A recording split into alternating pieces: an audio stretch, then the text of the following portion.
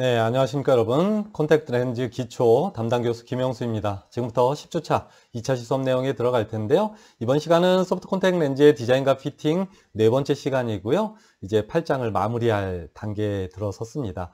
그러니까 어떻게 된 거냐면 8장의 처음에서는 1부터 2에서는 소프트 콘택트 렌즈를 피팅하기 전에 어떤 디자인을 소프트 콘택트 렌즈는 가지고 있는지, 또 그 소프트 콘택트 렌즈를 착용하고자 하는 사람의 눈은 어떠한 요소들을 계측해야 되는지 이렇게 준비 사항에 대해서 학습했고요. 그 다음에 세 번째 시간에는 그러면 소프트 콘택트 렌즈를 착용시킨 상태에서 어떠한 양상을 보이면 이상적인 피팅 상태가 되었는지, 또 어떤 상태이면 타이트한 피팅이고 어떤 상태이면 루즈한 피팅인지를 안경사가 판단할 수 있는 방법에 대해서 학습해 보았다면, 이제 마지막으로 소프트 콘택트 렌즈를 처방한 상태에서 어떠한 안경사가 소프트 콘택트 렌즈를 잘못 피팅하게 됐을 때 어떠한 문제점들이 발생하는지에 대한 그런 내용을 통해서 학습하고, 그런 내용을 학습하고 수업을 또 8장을 마무리 짓도록 하겠습니다. 자, 이번 시간에는 좀 전에 얘기한 것처럼 피팅 상태를 평가하는 방법에 대해서 조금 더 이전 시간에 학습하지 못했던 두 가지 요소들을 학습할 예정이고요. 또한 소프트 콘택트 렌즈를 피팅했을 때 다양한 문제들이 발생할 수 있는데요. 이러한 문제점들이 발생했을 때 또 어떻게 대처해야 하고, 또 이러한 문제점이 발생했다면 눈에는 어떠한 작용을 하게 되는지에 대한 내용을 학습해 보도록 하겠습니다.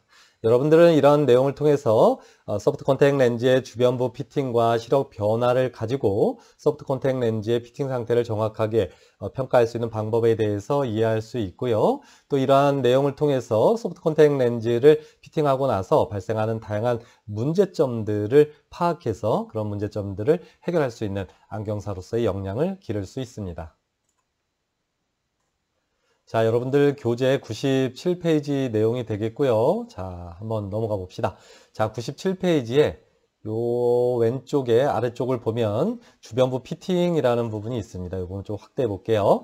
자, 주변부 피팅에서는 여러분들이 두 가지 관점만 생각하면 좋을 것 같아요. 물론 이상적인 피팅이 가장 좋겠지만, 그러면 이상적이지 않은 피팅을 여러분들이 알고 있어야 이상적인 피팅을 또 판단할 수 있겠죠. 자, 렌즈의 가장자리가 이렇게 각막의 가장자리 또는 결막의 가장자리 부분, 결막 부분, 각막 가장자리 조금 더 넘어선 그런 각막 가장자리 조금 옆쪽의 결막 부분에 어떻게 위치하는지를 보는 거죠.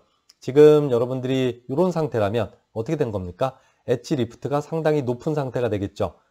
그러니까 루즈한 피팅 상태가 되겠다. 또 반대로 너무 이렇게 꽉 맞는 상태라면 스티프한 피팅 상태가 되기 때문에 이 렌즈의 주변 부분, 엣지 부분이 결막을 눌러서 눈물 순환을 방해하는 그런 문제점들을 초래할 수 있겠다. 따라서 가장 이상적인 건 렌즈의 주변 부분이 이 결막 부분과 일치하고 이렇게 감싸는, 약하게 감싸는 형태로 피팅 상태가 되어야만 이상적인 소프트 콘택트 렌즈의 피팅 상태가 되겠습니다.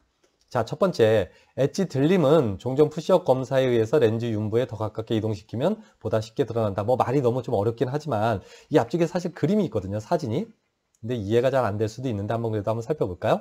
그러면 안경사가 이 소프트 콘택트 렌즈의 주변 부분을 어떻게, 자, 이게 엣지 리프트가 높은지 낮은지를 어떻게 알 수 있을까? 아주 미세한 차이일 텐데 말이죠. 그래서 자, 한번 보면 이렇습니다.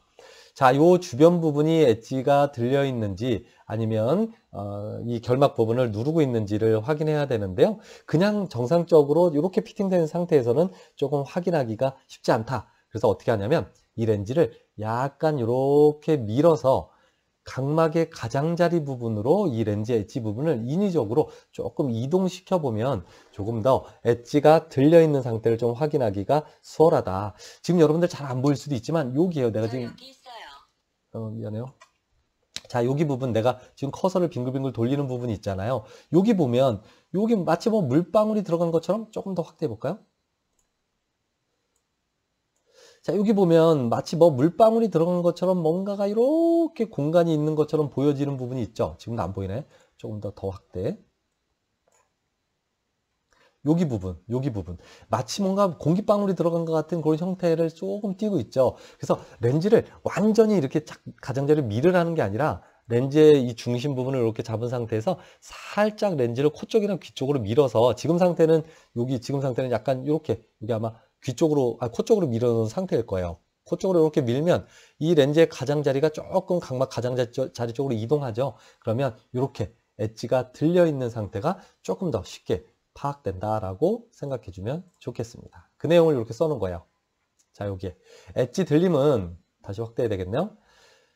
종종 푸시업 검사에서 렌즈의 윤부에 렌즈를 더 가깝게 이동시키면, 그러니까 여기서는 이렇게 푸시업 검사를 통해서 뭐 이동시킨다고 했는데 실제로 이렇게 이동시키면 확인하기 좀 쉽지는 않습니다. 어찌됐든 핵심 키워드는 그거예요. 이 렌즈를 약간 뭐 코 쪽으로 움직이든 귀 쪽으로 움직이든 위로 움직이든 가장자리가 각막 윤부 쪽으로, 각막의 가장자리 부분으로 이동되게 되면 아까 화면에서 보는 것과 마찬가지로 마치 공기방울이 찬 것 같이 이렇게 가장자리가 보여지면 엣지가 이렇게 들려서 엣지 리프트가 높은 상태, 그러니까 즉 엣지가 들려 있는 상태를 확인할 수 있겠다. 하지만 사실은 이거 임상적으로 주변부 피팅 상태를 확인하기는 그렇게 쉽지는 않습니다. 자, 반대로 그러면 너무 타이트하게 피팅되면 어떻게 되느냐? 결막이 눌림이 발생한다. 이때 플로레신 염색을 통해서 관찰할 수 있다. 그럼 무슨 얘기냐면 너무 타이트하게 피팅돼서 여기 결막 부분 아주 꽉 하고 이렇게 누르고 있다라고 생각해보면, 내가 봐봐요. 지금 내가 이렇게 꽉 하고 눌러볼게요.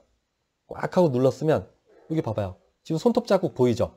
이 손톱 자국이 이렇게 보이잖아요. 이렇게 눌려있는 상태, 결막이 이렇게 눌려있는 상태를 확인할 수 있겠다. 근데 이 결막은 투명하니까요. 사실 이게 손이니까 이렇게 눌려있는 상태가 손톱 자국이 나겠지만 결막은 투명한데 그 눌려있는 상태를 어떻게 판단할 수 있겠습니까? 그래서 플로레세인이라는 염색약을 가지고 결막 부분을 염색해서 확인할 수 있다. 여기서 잠깐 멈추고 내가 홈페이지 인터넷으로 들어가서 그걸 한번 확인시켜 줄게요. 자, 일단 뭐 이 내용은 뭐 배운 내용이 아니기 때문에 이해하기가 좀 어려울 수도 있는데요. 일단 보세요. 지금 보면 이 C 같은 경우도 이것도 염색을 한 상황인데 어찌됐든 C를 그냥 염색하지 않은 상황이라고 보는 거예요. 플로레세인이라는 염색약으로 눈물막, 그러니까 눈에 있는 이 누액을 염색하면 초록색으로 염색이 되거든요. 근데 C는 다른 염색약으로 염색하긴 한 건데 여기서는 그냥 염색 안 된 상태라고 보고 그냥 자연 상태에서는 이래요.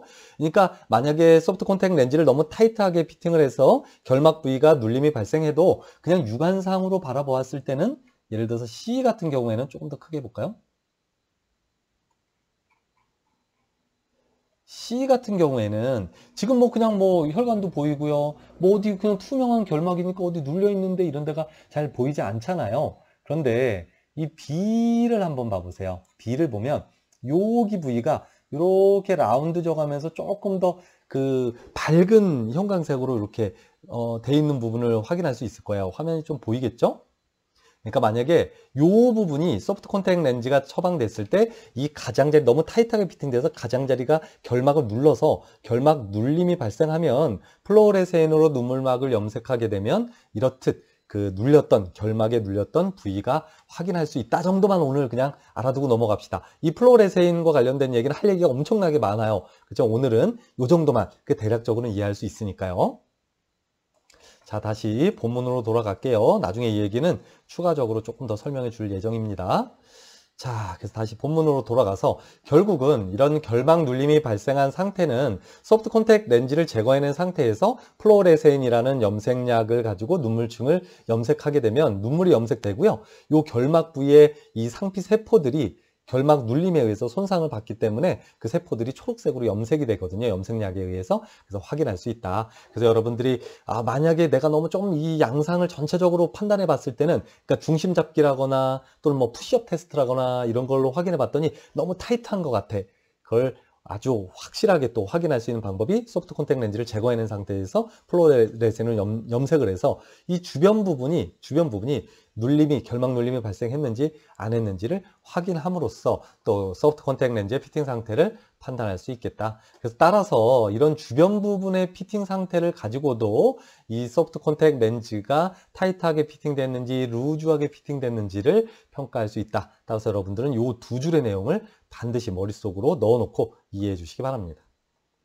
자, 피팅 상태 평가 마지막입니다. 6번째, 시력에 대한 평가죠. 이 시력에 대한 평가는 안경사로서 당연히 중요할 수밖에 없겠죠. 자, 본격적인 내용에 들어가기 전에 여기 요게 이렇게 좀 지워놓은 부분을 한번 여러분들도 이렇게 바꿔 놓았으면 좋겠어요. 뭐 틀렸다는 얘기가 아니라 조금 더 이해하기 쉽게 제가 요 첫 번째 내용을 한번 그대로 한번 읽어볼게요. 덧구절 검사 결과는 보통의 피팅 절차에서 필요하지는 않다. 하지만 구면 소프트 콘택트 렌즈는 얇고 유연하기 때문에 렌즈와 각막 사이에 눈물 렌즈를 거의 지원하지 않는다. 눈물 렌즈를 거의 지원하지 않는다. 이 내용보다는 소프트 콘택트 렌즈는 하드 콘택트 렌즈와 다르게 눈의 각막에 밀착되기 때문에 사이 공간이 없어서 눈물 렌즈를 거의 형성하지 않는 특징을 가지고 있다라고 이해하면 조금 더 수월할 것 같아서 이렇게 고쳐놨으니까 여러분들도 고쳐놓고요. 아래쪽을 봅시다. 불안정한 시력은 비교적 움직임이 많은 루즈한 피팅 상태에서 나타날 수 있다. 그러니까 무슨 얘기냐면 시력을 여러분들이 소프트 콘택트 렌즈를 착용시킨 상태에서 시력을 측정을 한번 해봤더니 눈을 깜빡깜빡할 때마다 시력이 계속 변해요. 그 사람이 렌즈 착용자가 얘기할 수도 있고요. 또는 검사자가 검사를 하는 중간에 자꾸 시력의 변동이 나타나요. 뭐 예를 들어서 렌즈 낀 상태에서 시력을 처음에 측정했더니 0.6이 나왔어요. 또 조금 있다 깜빡깜빡깜빡 할 때 또 측정했더니 뭐 1.0이 나왔다가 또 깜빡깜빡깜빡 하고 나서 좀 이따 측정했더니 뭐 0.3이 나온다거나 이렇게 시력의 변동이 아주 심하게 나타난다면 루즈한 피팅, 너무 플랫한 피팅 상태가 되었다라고 판단할 수 있겠고요. 자, 오른쪽 위쪽으로 넘어갈게요. 자, 만약에 스티프하게 피팅되어 있는 상태라면 어떻겠습니까? 당연히도 시력 변동이 거의 없는 상태. 조금 더 나아가서 디테일하게 따져보자고 하면 여기 내용이 별로 없으니까 좀 줄일게요. 밑에부터 여기까지거든요. 여기 눈 깜빡임에서 선명해지는 불안정한 시력의 경우에는 중심이 스티프한 피팅 상태이다. 그러니까 무슨 얘기냐면 이렇게 우리가 눈을 깜빡할 때 예를 들어서 처음에 좀 약간 흐릴 수도 있는데요. 눈을 깜빡 할 때 렌즈가 움직여서 계속 시력이 왔다 갔다 변하는 건 루즈한 피팅이라고 그랬어요. 근데 그런 얘기가 아니라 눈을 깜빡했을 때 변화가 생기는 경우가 있어요. 처음에는 시력이 좋았다가 한참 뭐 한 10분, 20분 착용했더니 좀 시력이 떨어진다 그래요. 잘 안 보인다고 얘기하는 거죠. 그래서 이렇게 얘기하죠. 눈을 좀 한번 깜빡해 보세요 라고 얘기했더니 깜빡했더니 좀 시력이 좀 개선된다거나 이런 상태를 약간 스티프한 피팅 상태에서 나타날 수 있는 시력의 변화다라고 생각하면 좋을 것 같고요. 가장 이상적인 피팅을 여러분들이 이해하는 게 중요하겠죠. 가장 이상적인 피팅 상태가 되면 눈을 깜빡이든 무엇을 하든 시력이 일정하게 1.0 또는 1.5, 2.0 일정하게 유지되겠죠. 눈을 깜빡이든 눈을 움직이든 뭘 하든 시력이 계속 또 착용하고 곧바르든 1시간 후든 뭐 1년 후든 뭐 한 달 후든 시력의 변화가 1년 후는 내가 좀 너무 심하게 얘기했네요. 뭐 하루든 이틀이든 한 달이든 시력 변화가 계속 없이 일정하게 유지된다면 그것이 가장 이상적인 피팅 상태다라고 생각하면 좋을 것 같고요.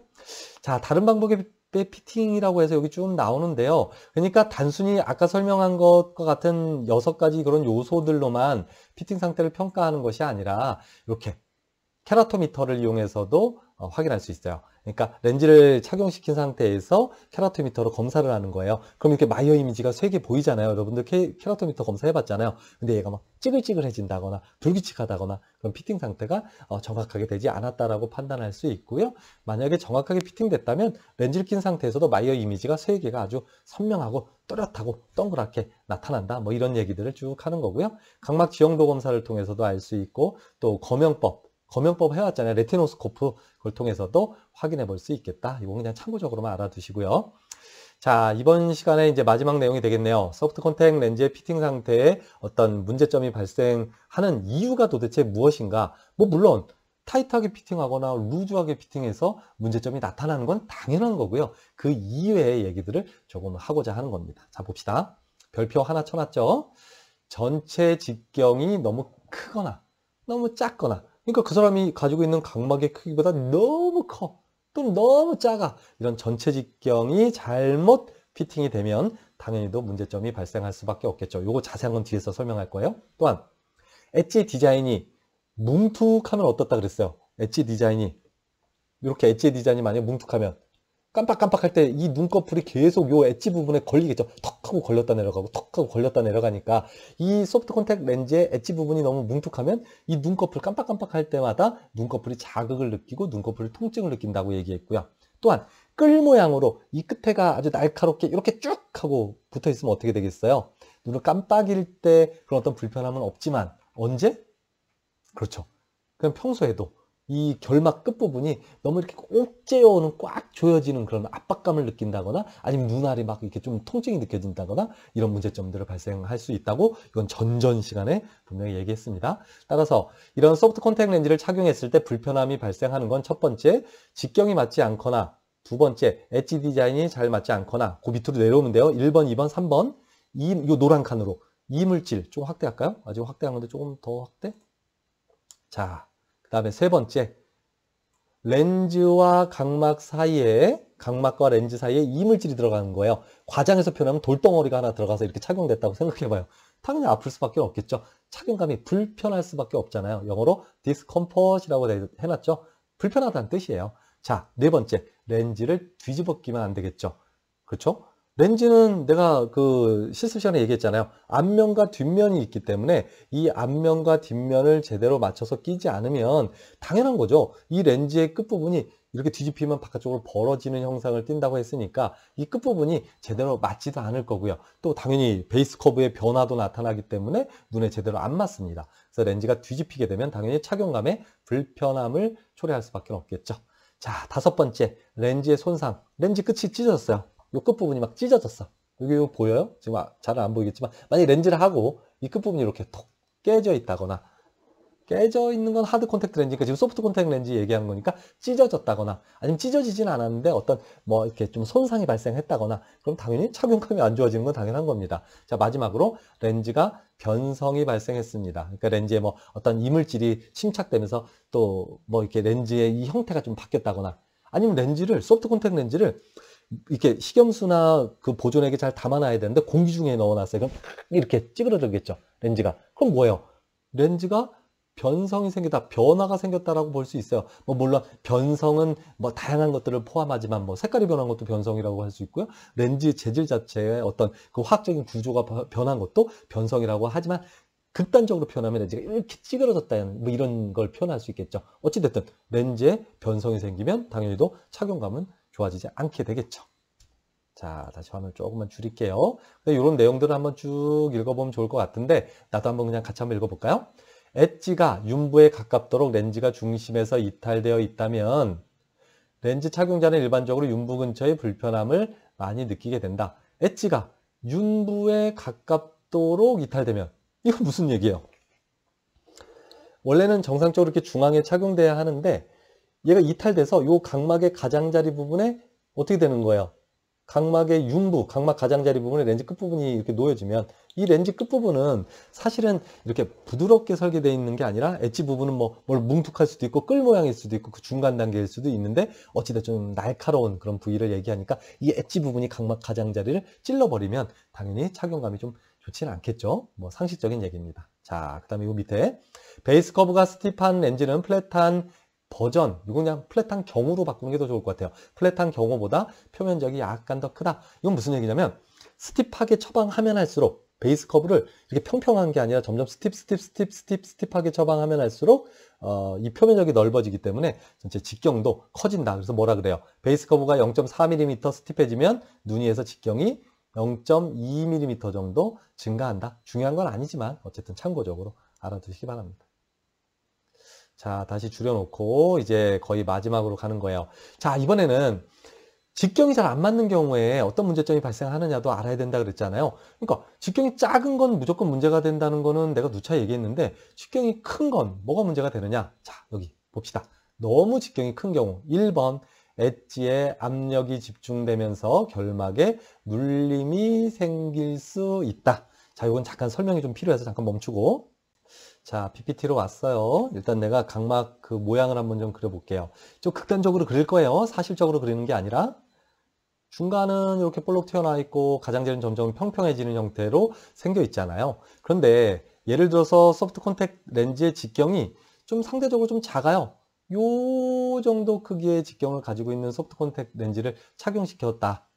그런데 똑같은 베이스 커브를 가진 이번에는 직경이 엄청나게 큰 걸 한번 그려볼게요. 이렇게 큰 소프트 콘택 렌즈를 처방했다라고 봅시다. 이 소프트 콘택 렌즈의 베이스 커브는 동일한 경우에요. 그럼 어떻게 될까요? 이 각막의 중앙 부분은 스티프하잖아요. 이렇게 구면의 형태로 생겨 있잖아요. 아직 비구면 형태로 점점 평평해지는 부분은 아니니까. 그래서 이 끝부분과 이 각막의 끝부분이 꽉 눌리지 않아요. 그런데 이쪽 가장자리 더 나아가서 결막 부위는 어떻게 되겠습니까? 엄청나게 평평한 부위죠. 그러니까 직경을 크게 하면 어떻게 되겠어요? 얘가 이렇게 찌르듯이 이 각막의 가장자리라거나 아니면 결막 부위를 쿡 하고 찌르듯이 이렇게 놓여지겠죠. 따라서 동일한 베이스 커브를 가졌을 때 직경을 크게 하면 어떤 효과가 나타나냐면 스팁, 즉 타이트한 효과가 나타난다라고 생각하면 좋을 것 같습니다. 당연하잖아요. 똑같은 베이스 커브를 가졌는데 가장자리는 평평해지니까 얘가 어떻게 되겠어요? 그 부분을 꾹 하고 누르겠죠. 근데 만약에 베이스 커브가 각막하고 정확하게 맞다면 색깔을 뭘로 바꿀까? 빨간색으로 바꿀까? 만약에 얘가 비구면 형태로 생겨 있다면 직경이 크더라도 그러면 이렇게 돼서 이 끝부분이 눌림이 발생하지 않겠죠. 그런데 얘는 어떻게 되겠어요? 그냥 동일한 구면 형태의 렌즈인데, 소프트 콘택 렌즈인데 그냥 직경만 크게 했으니까 가장자리까지도 계속 이렇게 구면이잖아요. 그러니까 비구면 형태를 찌르듯이 이렇게 콱 하고 놓여진다라고 생각하면 좋겠습니다. 자, 다시 본론으로 돌아와서 1번.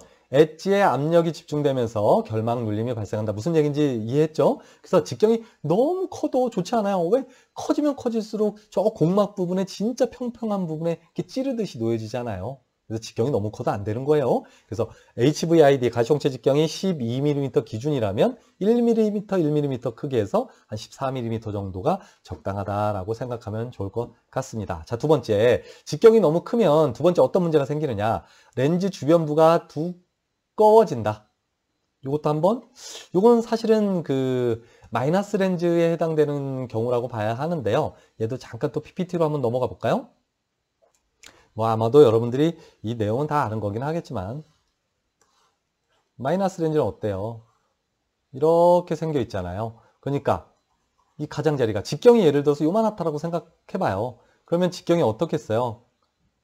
요 직경이 요 직경에선 두께가 요 정도 두께일 거 아니에요. 근데 직경이 커지면 커질수록 어떻게 되겠습니까? 이 가장자리의 두께가 아주 두꺼워지는 그런 문제점이 발생하겠죠. 결국은 착용감이 안 좋아진다는 얘기예요. 그래서 마이너스 렌즈 기준 너무 직경을 크게 하면 좋지는 않습니다. 그럼 플러스 렌즈 같은 경우는 어떨까요? 직경을 크게 하면 크게 할수록 중심 두께가 두꺼워지니까 이 중간 부분 착용감이 너무 안 좋아지고 렌즈 중앙이 두꺼워지니까 각막 중앙에 산소 공급도 제대로 안 되는 이런 문제점도 가지고 있어요. 그래서 마이너스 렌즈는 가장자리가 두꺼워지는 문제, 플러스 렌즈는 직경이 커지면 커질수록 중간 중심 두께가 두꺼워지는 그런 문제점을 가지게 된다.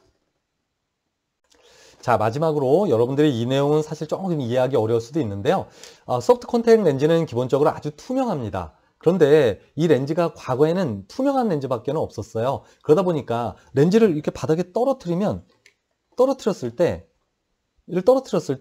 이게 잘 안 보이잖아요. 그러니까 렌즈를 좀 찾기가 너무 어려운 거예요. 그래서 여기다가 아주 연한 하늘색 또는 연한 핑크색 또는 연한 보라색으로 이렇게 좀 착색을 합니다. 렌즈를. 그런 이유는 뭐냐면 여기 말이 나왔죠. 식별용 색소 핸들링 틴트라고 얘기하죠. 그건 뭐냐면 그러니까 컬러 렌즈 같이 눈을 예뻐 보이게 하려는 미용상의 효과가 아니라 아주 연하게 하늘색으로 이렇게 염색을 해서 어떻게 해요? 떨어뜨려도 이거 확연하게 잘 보이죠. 그러니까 핸들링 다루기가 쉽다. 그래서 식별용 컬러로 이렇게 넣게 되는데 아까도 얘기했지만 마이너스 렌즈 기준 직경을 너무 크게 하면 가장자리 두께가 두꺼워진다 그랬죠. 그러니까 두꺼우면 두꺼울수록 어떻게 되겠어요? 여기 색소가 거기에 아주 많이 이렇게 집약되는 느낌이 들겠죠. 그러니까 얇은 렌즈일 때는 이렇게 봤을 때 그냥 하늘색이 약간 보이는데 이쪽 가장자리 두꺼운 부분을 이렇게 위에서 보면 어떻겠어요? 렌즈가 두꺼우니까 상대적으로 중앙 부위보다 이렇게 더 파랗게 보여진다. 따라서 렌즈를 착용한 상태에서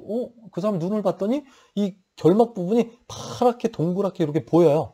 파랗게 동그라미가 보이는 거예요. 그럼 이상하잖아요. 그죠? 렌즈는 그냥 투명해서 실제 꼈는지 안 꼈는지를 몰라야 하는데 투명한 렌즈를 직경이 너무 커지게 되면 마이너스 렌즈 같은 경우는 중심 두께가 두꺼워지니까 이 가장자리가 더 이 식별용 색조가 더 두드러지게 보인다. 뭐 물론 플러스 렌즈는 중앙 부위가 더 두드러지게 보이는데 플러스 렌즈에서는 큰 문제 안 돼요. 왜? 동공이 새카마니까 거긴 파랗게 보이더라도 큰 문제 안 돼. 근데 어때요? 렌즈의 가장자리 부분은 공막 부분에 위에 결막에 놓여지니까 하얀 부분에 파랗게 보이면 확 눈에 띄잖아요. 그러니까 보기가 안 좋을 수 있죠. 그죠? 네, 그런 얘기입니다. 따라서 너무 큰 직경을 가져도 이런 세 가지 문제점들이 나타날 수 있다.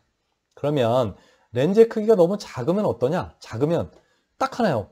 주변 부분에 각막 염색을 발생시킨다. 이건 무슨 얘기냐면 이것도 조금 설명해야 돼요. 네. 자, 이걸 왜 설명해야 하냐면 이걸 먼저 설명해 볼게요. 여러분들이 이렇게 여기 물잔이에요. 물이 이렇게 담겨 있을 수도 있고 뭐 안 담겨 있어도 상관없어요. 근데 여기다가 물방울. 여러분들이 내가 그림을 잘못 그려서 미안해요.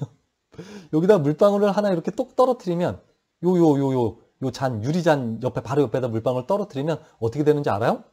얘가 이쪽으로 쭉 하고 딸려 들어갑니다. 이런 거 해본 적 있어요? 그러니까 이런 바닥에다가 물방울 하나 떨어뜨린 다음에 뭐 어떤 유리잔 같은 거 있잖아요. 그거 가지고 이렇게 가까이 그 물방울 쪽으로 쭉 하고 다가가면 그 물방울이 쭉 하고 요 유리잔 밑으로 빨려 들어가거든요. 그걸 표면 장력이라고 얘기합니다. 자, 여기서부터 이제 얘기는 시작되는 거예요.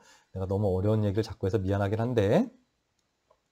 그러니까 각막이 정면에서 봤을 때 이 정도 직경을 지금 각막이 가지고 있는 거예요. 근데 소프트 콘택 렌즈가 직경이 크게 착용을 해야 되는데 보통 오른쪽 왼쪽 위아래 1mm씩 해서 결국은 한 전체 직경이 2mm 정도 크게 착용해야 하는데 만약에 소프트 콘택 렌즈를 이렇게 작게 너무 작게 착용시켰어요. 각막보다. 그럼 어떤 문제가 생기겠어요? 여기서 이제 눈물이 형성되겠죠. 그래서 눈물이 분비돼서 들어오다가 여기에 눈물이 들어가면 어떻게 되겠어요? 이 소프트 콘택 렌즈 쪽으로 표면 장력에서 쭉쭉 빨려 들어가겠죠.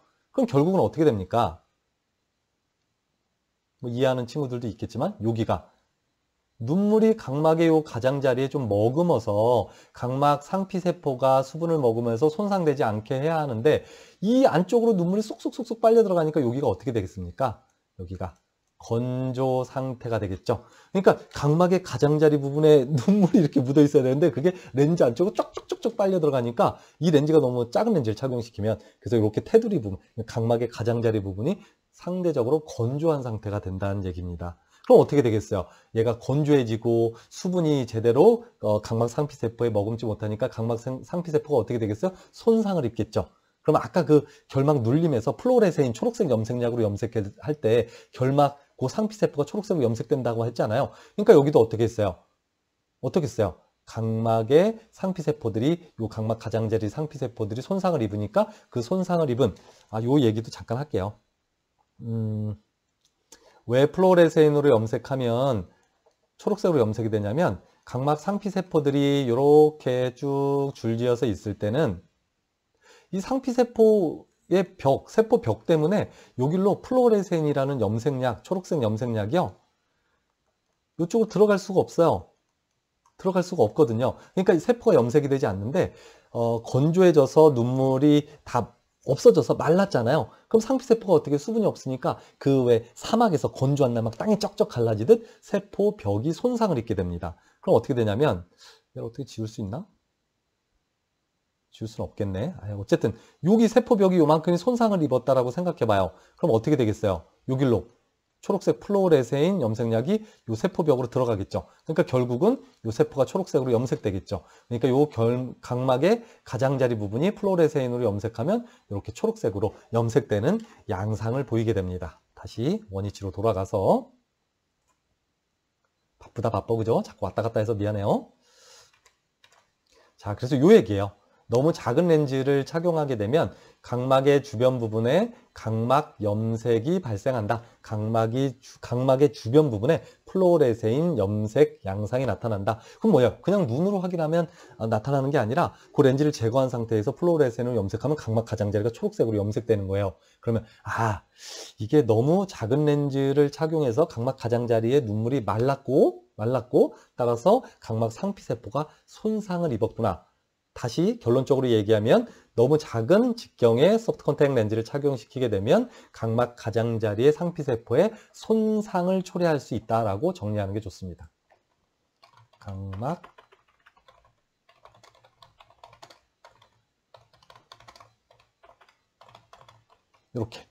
이렇게 정리하면 좋겠죠? 이게 무슨 얘기냐면 이거예요.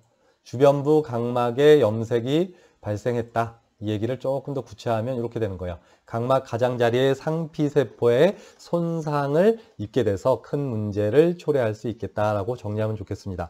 따라서 안경사라면 너무 큰 직경도 너무 작은 직경도 아닌 가시형체 직경보다 직경이 오른쪽 1mm, 왼쪽 1mm에서 전체적으로 2mm 정도 크도록 해서 각막을 충분히 덮어줄 수 있게 해주는 것이 중요하겠습니다.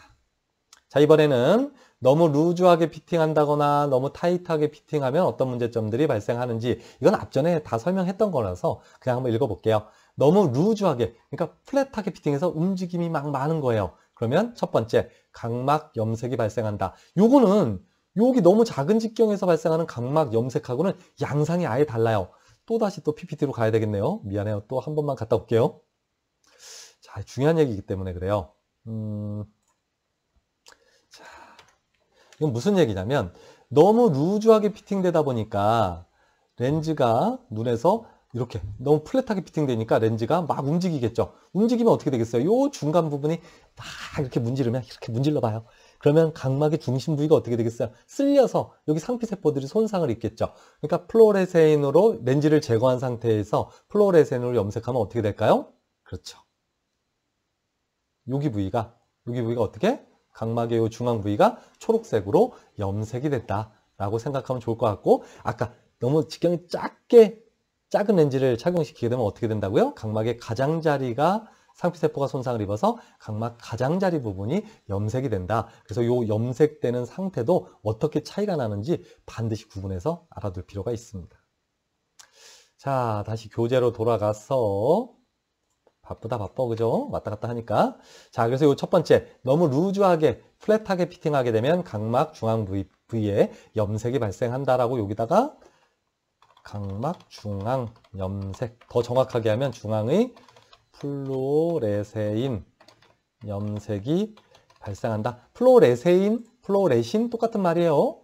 어쨌든 또 착각하면 안 되니까 이렇게 정리하면 좋고요. 당연히 착용감 불편하겠죠. 렌즈가 막 움직이니까. 당연한 거예요. 그다음에 시력 변화 깜빡깜빡깜빡 할 때마다 렌즈가 막 움직이니까 시력이 좋았다 나빴다 좋았다 나빴다 좋았다 나빴다 할 거 아니에요. 그죠? 자, 마지막으로 각막에서 이탈되는 경우가 있다. 깜빡깜빡 하다가 어떻게 돼요? 얘가 각막의 중앙이 아니라 이렇게 이 결막 부위로 아예 사라져 버리는 그런 상황도 발생할 수 있겠죠. 아주 극단적으로 루즈한 피팅이 된다면 그럴 수도 있습니다.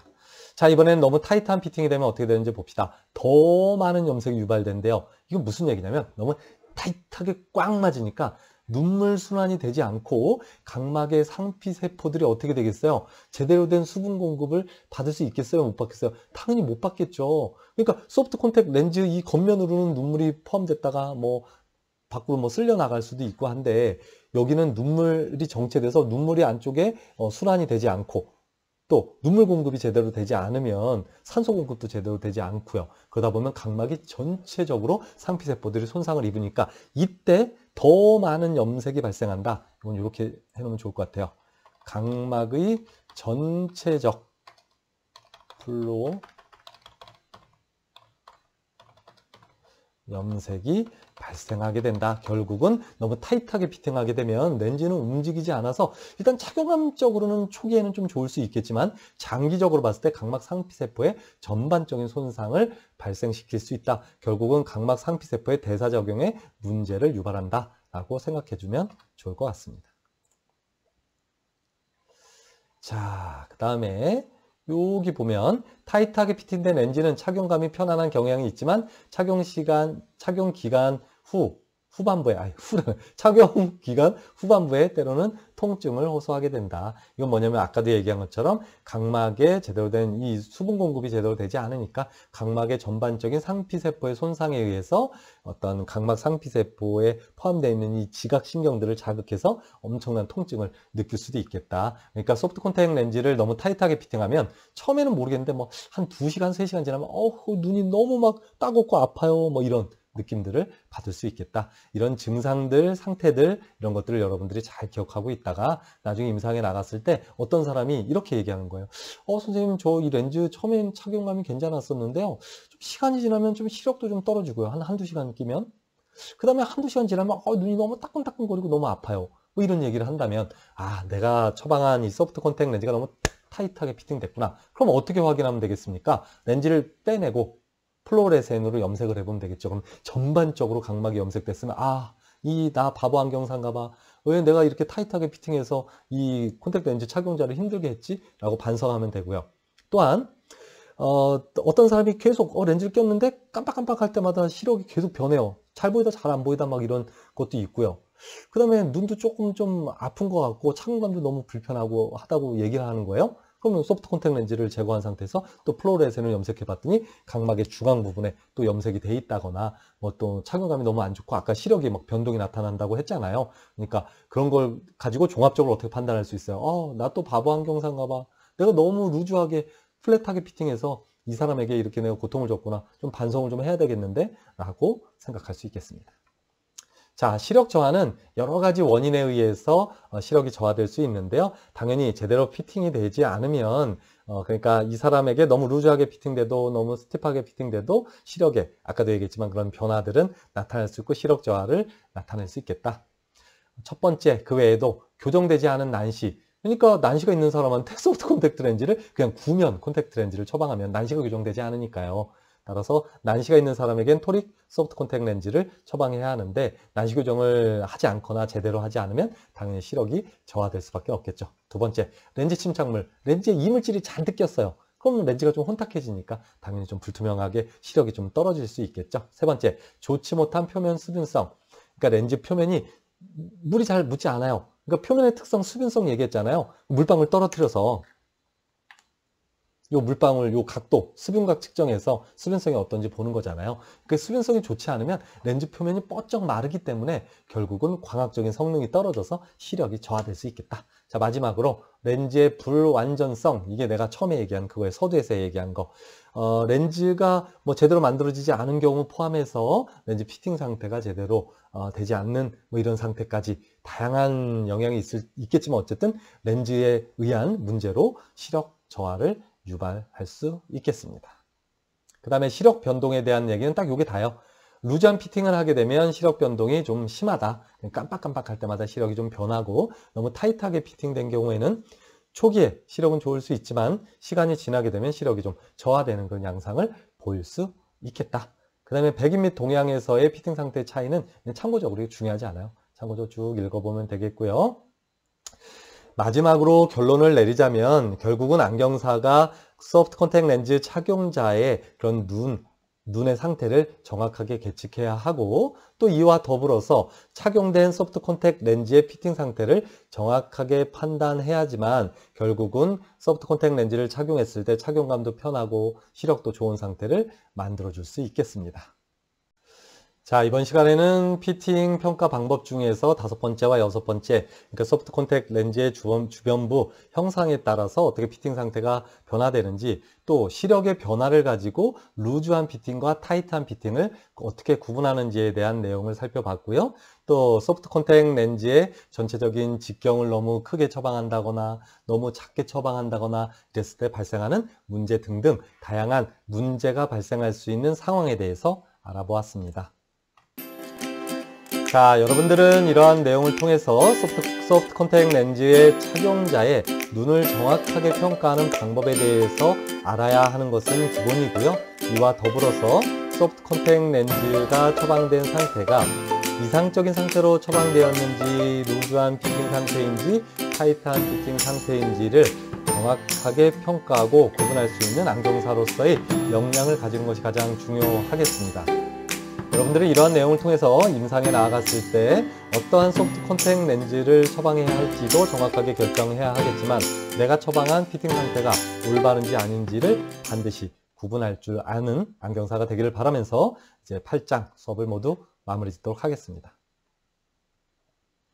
자, 이것으로 콘택트 렌즈 기초 10주차 2차 수업을 마무리하고요. 네, 다음 시간에는 소프트 콘택트 렌즈의 다양한 디자인적인 요소를 조금 더 학습해 보도록 하겠습니다. 이것으로 콘택트 렌즈 기초 10주차 2차 수업 마무리할게요. 안녕.